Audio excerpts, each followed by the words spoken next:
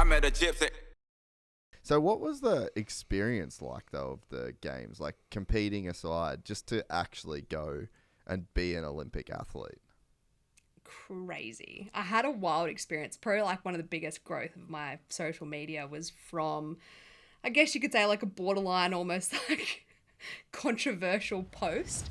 So it's funny, if you like Google like Caroline Buchanan Olympic Games like condom story, it was like literally how my social media went boom, and I was just like a bystander to the Olympic Games.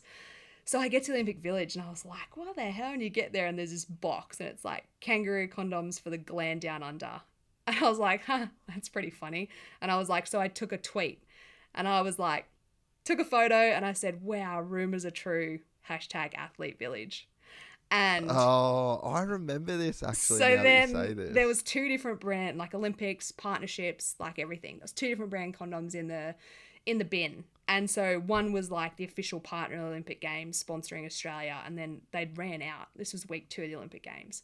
So they'd ran out. So they just threw in this other brand. And I've just like put up this like really like fly on a wall, haha, rumors are true. Next minute, it's like Hollywood News, like Caroline like Buchanan tweets this photo from the Olympic Games, and my social media is just like boom. The media liaisons from like the Australian Olympic Committee were like, you are not allowed to post anything. Don't be on your phone. Like, you know, this isn't bad, but I'm just like watching the numbers like, what?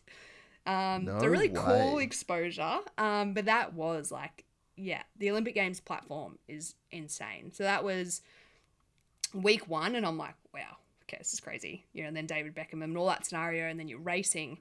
The next wild experience was like, I finished the Olympic Games. I'm devastated. Like, I'm the favourite. I've put all my hard work into it for years. I lose and I'm like bawling on the finish line. Well, one of those things, like you never know what's going to happen. This is one of those craziest stories of my career. There was an Aussie billionaire who owns an island in the crowd. Didn't know he was there. So I get this call up from like one of the War brothers, and he's one of the athlete liaisons in the village. So the next day, my coach says, hey, one of the War brothers just wants to take you to like Starbucks outside the village tomorrow. Someone wants to meet you. Someone was in the crowd yesterday and like, you know, they want to support your career, and like they saw how devastated you were. And I was like, is this fine? Like, sounds really dodgy. This is weird. Yeah. Walked over into like Starbucks, met this Aussie billionaire, and he's like, look, you know, I saw the heartache you went through. Like, you know, I know you're the favorite, that dedication. And he's like, I know how much it means to you. I want to give you $50,000. Email me. Let's walk. And I'm like calling my dad and parents back in Australia afterwards. And I'm like, can you research this guy? Is this like legit? And dad's in IT. Yeah. And he's like, it's legit. The guy owns an island and this and that. And I just was like, that's the power of the Olympic Games. And Yeah. I think between that moment of realizing like, win, lose or draw, it's all about fighting fair, and it's really about the inspiration that it builds. Like, sport is a global language, and it's that inspiration, that the rock and the ripple of what it has and the effect of people. So I saw then of going, wow, the Olympic Games, that Olympic spirit is beyond a gold medal. And going into my second Olympic Games of Rio, like the next absolute Olympic moment I ever had was, unfortunately, like I was squeezed between 2 Russians in the semi-final. We all saw the Icarus Russian documentary. If you haven't, Icarus on Netflix.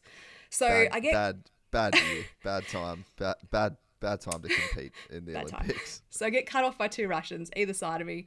Case the first jump, my bars move all the way forward, and I'm like trying to ride the first straight in just like full Chicago.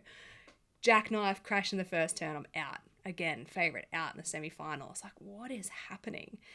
Go up to the stands. I'm like, again, devastated. Just bawled my eyes out. I'm like, I've blown it again. And I go up to the stand, and all of a sudden it's like the 2-time Olympic champion, Mariana Pajon from Colombia. She's like the queen of BMX. We've always had like insane rivalry, but like respectful passes, respectful rivalry. So I'm standing up and I like get up into the stands. I have the Australian flag around me and like a wall of just Colombians all stand up. It's like before the finals even started, and I get this full standing ovation, like cheer, claps, and I'm looking around and I'm like, wow, like again, like whether I'd won that gold medal, yeah, it would have been a cheer crowd, but then I've crashed out, but I've like been that competitor, and like that's what Pierre de Coubertin, the founder of the Olympic Games, said. It's like about fighting fair. It's in the journey, and it's in the spirit of the games. I was like, this is another Olympic moment. Like, this is the wild power of sport and like uniting a world and like why we're here. And I was like, damn, this is my Olympic moment. I'm not even worried about the medal anymore.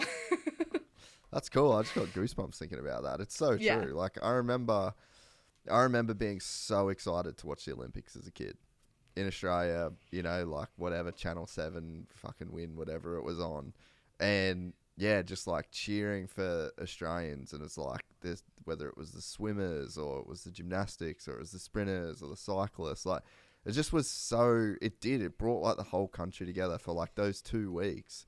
And I mean, granted, it got lost on me a little bit as I got older and busier and whatever. But I think for so many people, still like that Olympic spirit, like you can feel it like in your living room in Australia, thousands of miles away from wherever the events are actually taking place. And you're right. It's like, it's those moments that you do remember, win, lose or draw, like you're still giving people that moment. Yeah, it is. It's that language that the world speaks. And I really think Paris, the last Olympics was obviously weird. It was COVID, but I think for everyone watching like the Paris Games, it's going to be broadcasted 24/7 for all the sports. And yeah, it's a really different games. Like they're utilizing 95% of existing facilities. So they're really like diving back in.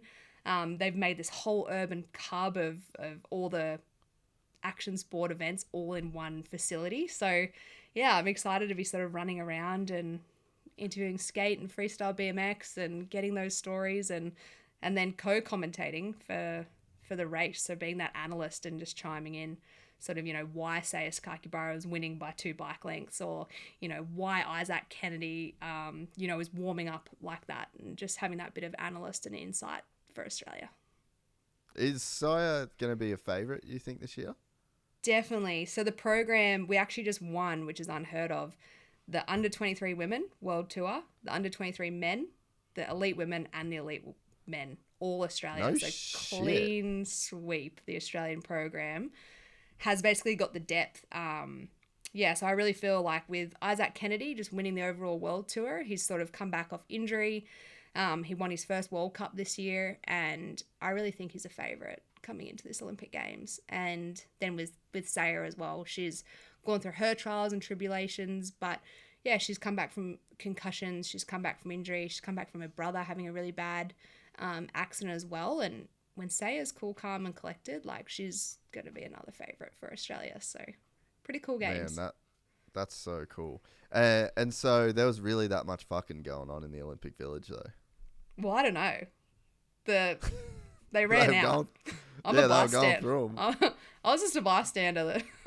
Because I remember that. I remember that fully. Like I remember that story now that you were saying it. But I guess no one, the general public, was probably very shocked to be like, oh wow, there's just all of these super freak athletes just going there getting their absolute freak on. Maybe. I guess that's why it blew up. But I was like, oh, okay.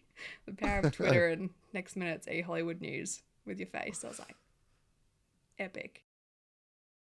If you enjoyed this content, please like and subscribe. And to listen to the full 3-hour podcast, search Gypsy Tales in your favorite podcast platform or click the link in the description below. Gypsy Gang.